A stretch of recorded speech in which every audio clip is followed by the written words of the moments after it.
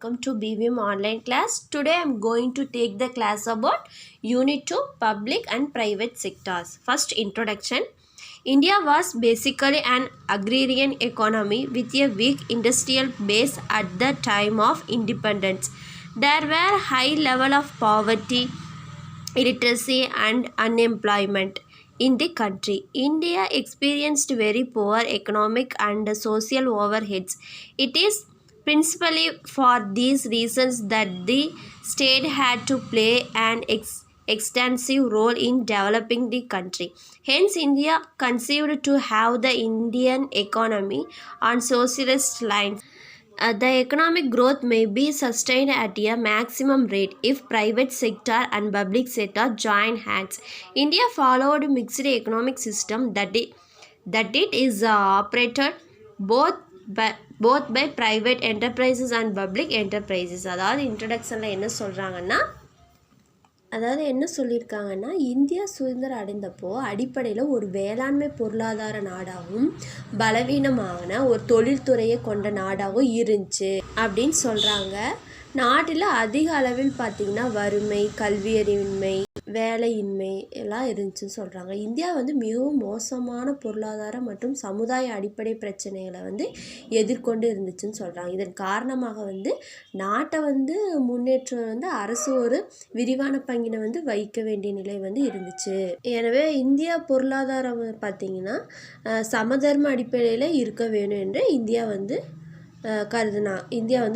கருதியது. தனியார் துறையில் மற்றும் பொதுத்துறை ரெண்டு ஜாயினாக இருக்கனால ஒரு நிலையான அதிகபட்ச பொருளாதார வளர்ச்சி அடையலாம் அப்படின்னு என்றும் இந்தியா கருதிச்சு அப்படின்னு சொல்கிறாங்க. இந்தியாவில் கலப்பு பொருளாதார முறையை பின்பற்றி தனியார் மற்றும் பொது நிறுவனங்களால் செயல்பட்டு வருது அப்படின்னு சொல்கிறாங்க. இதுதான் இன்ட்ரடக்ஷனில் சொல்லியிருக்காங்க. அதான் பார்த்தீங்கன்னா India followed mixed economic system that is operated both by private enterprises and public enterprises. Then next பார்த்தீங்கன்னா பப்ளிக் அண்ட் ப்ரைவேட் செக்டர்.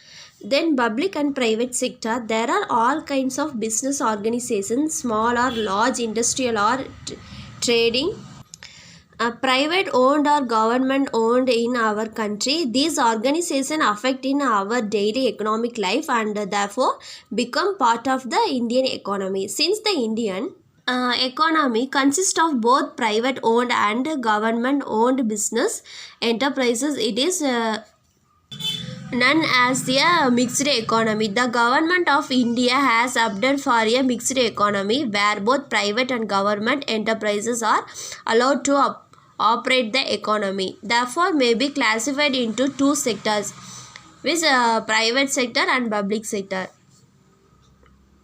அதாவது பப்ளிக் அண்ட் ப்ரைவேட் செக்டர்னா பொது மற்றும் தனியார் துறை. அதான் சிறிய அல்லது பெரிய தொழில்துறை அல்லது வர்த்தகம், தனியாருக்கு சொந்தமான அல்லது அரசாங்கத்திற்கு சொந்தமான அனைத்து வகையான வணிக அமைப்புகளும் நம்ம நாட்டில் இருக்குது அப்படின்னு சொல்கிறாங்க. இந்த நிறுவனங்கள் பார்த்திங்கன்னா நம்ம அன்றாட பொருளாதார வாழ்வில் பங்கு கொள்வதால் இவை இந்திய பொருளாதாரத்தின் ஒரு பகுதியாக இருக்குது அப்படின்னு சொல்கிறாங்க. இந்த நிறுவனங்கள் பார்த்திங்கன்னா நம்ம அன்றாட வாழ்வில் பங்கு வகிக்க இவை இந்திய பொருளாதாரத்தின் ஒரு பகுதியாக இருக்குது அப்படின்னு சொல்கிறாங்க. இந்திய பொருளாதாரம் தனியாருக்கு சொந்தமான மற்றும் அரசாங்கத்துக்கு சொந்தமான வணிக நிறுவனங்கள் கொண்டிருப்பதால் இது ஒரு கலப்பு பொருளாதாரம். அதை தான் என்ன சொல்கிறாங்க, India has opted for A mixed economy அப்படின்னு சொல்லியிருக்காங்க.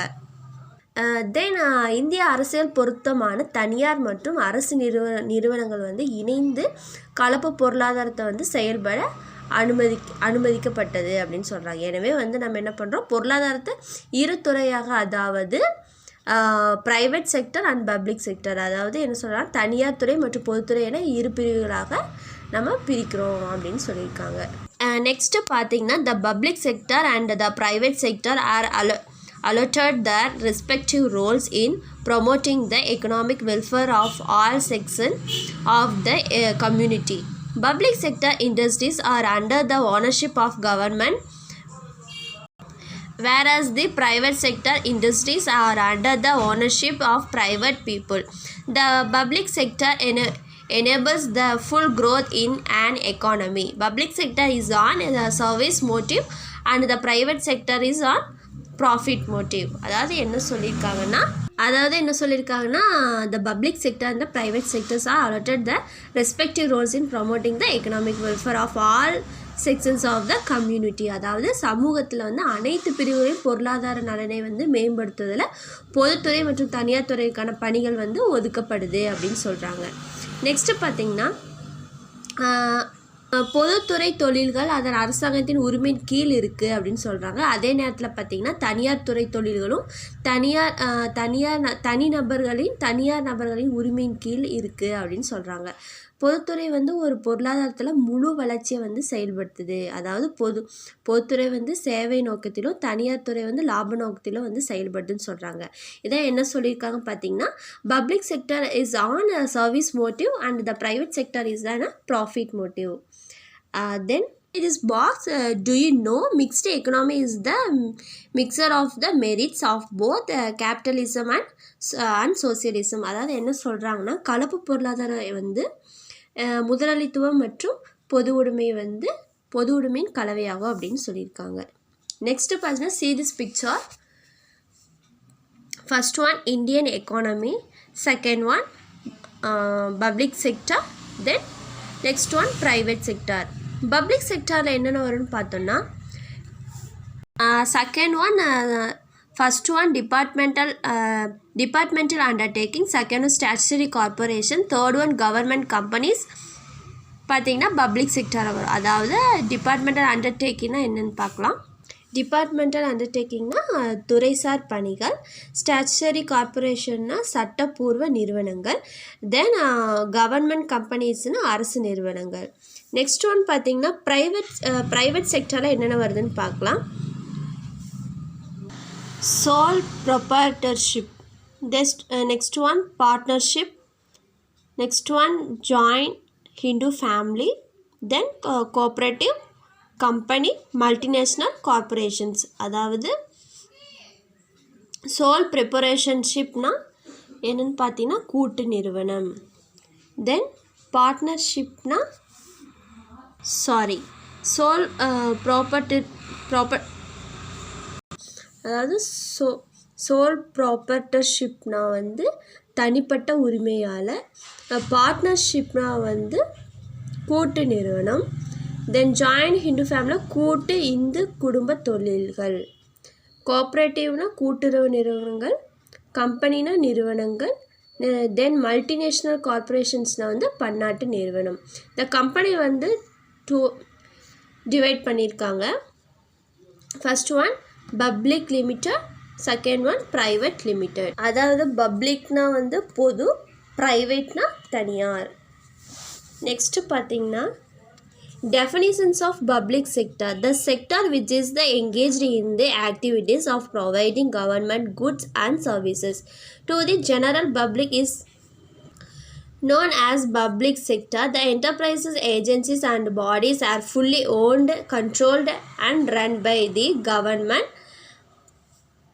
whether it is central government, state government or a local government. அதாவது definitions of public sector means, அதாவது என்ன சொல்லியிருக்காங்கன்னா, definition of public sector means பொதுத்துறையின் வரையறை. அதாவது அரசு பொது மக்களுக்கு பண்டங்கள் மற்றும் சேவைகள் வழங்கும் நடவடிக்கையில் வந்து ஈடுபட்டுள்ள துறை வந்து பொதுத்துறைன்னு சொல்கிறாங்க. சரிங்களா? அதுதான் என்னென்னா, the sector which is engaged in the activities of providing government goods and services to the general public is known as public sector. Then பார்த்தா the enterprises, agencies and bodies are fully owned, controlled and run by the government, whether it is central government and state government or a local government. அதாவது என்ன சொல்கிறாங்க அப்படின்னா, அதாவது நிறுவனங்கள், முகவர் நிலையங்கள் மற்றும் வந்து அமைப்பு என முழுவதும் வந்து சொந்தமானவையாகும். அதாவது அரசாங்கத்தால் கட்டுப்படுத்தப்படும் மத்திய அரசு அண்ட் மாநில அரசு அல்லது உள்ளூர் அரசாங்கமாகவும் இருக்கும் அப்படின்னு சொல்கிறாங்க. நெக்ஸ்ட் ஒன் பார்த்திங்கன்னா, history of public sector. Next பார்த்திங்கன்னா, history of public sector. When India achieved independence in 1947, it was primarily an agricultural country with a weak industrial base. There were only 18 Indian ordnance factories in the country, which the British had established for their own economic interest, and ruled the subcontinent with brute force. The national consensus was in favor of rapid industrialization of the economy, which was seen as the key.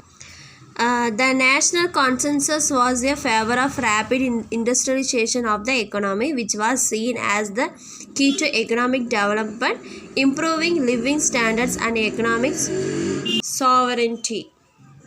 அதாவது என்ன சொல்கிறாங்கன்னா 1947 வந்து India சுதந்திரம் அடைந்தப்போ அது வந்து பலவீனமான ஒரு தொழில்துறை தளத்தை தான் கொண்டு வேளாண்மையை முதன்மையாக கொண்ட நாடாகும் அப்படின்னு சொல்கிறாங்க. ஆங்கிலேயர்கள் வந்து நிறுவிய 18 இந்திய போர் தளவாட தொழிற்சாலைகள் மட்டும் நாட்டில் இருந்துச்சு அப்படின்னு சொல்கிறாங்க. தங்கள் சொந்த பொருளாதார நலனுக்காக துணை கண்டத்தை வந்து முரட்டுத்தனமாகவும் படைகளை கொண்டு ஆளவும் தேசிய ஒருமித்த கருத்து பொருளாதாரத்தை வந்து விரைவான தொழில்மயமாக்குதலும் ஆதரவாக இருந்துச்சு அப்படின்னு சொல்கிறாங்க. தென் இது வந்து பொருளாதார வளர்ச்சிக்கு திறவுகோலாக கருதப்படுது. அதாவது அது வாழ்க்கை தரத்தை மேம்படுத்தி பொருளாதார இறையாண்மை வந்து மேம்படுத்துது அப்படின்னு சொல்கிறாங்க. அதுதான் என்ன சொல்கிறாங்கன்னா, the national consensus was a favor of rapid industrialization of the economy, which was seen as the key to economic development, then improving living standards and economic sovereignty அப்படின்னு சொல்லியிருக்காங்க. Okay, did you understand? Okay student, that's all. Today homework is read introduction, public and private sector, then see this picture, then definitions of public sector, then history of public sector. Okay, thank you for listening. See you next class.